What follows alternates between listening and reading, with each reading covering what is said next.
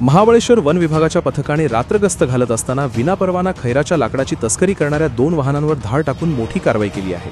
या कारवाईत एका महिंद्रा पिकअप आणि एका स्कॉर्पिओसह सुमारे 5,50,000 रुपयांचा मुद्देमाल जप्त करण्यात आला असून 2 आरोपींना ताब्यात घेण्यात आले आहे। महाबळेश्वरचे वनपरिमंडळ अधिकारी श्री सुनील लांडगे आणि त्यांचे कर्मचारी परिसरात रात्रगस्त घालत असताना त्यांना संशयास्पद वाहने आढळून आली। त्यांची झडती घेतली असता त्यामध्ये विनापरवाना तोडलेली खैर प्रजातीची मौल्यवान लाकडे सापडली।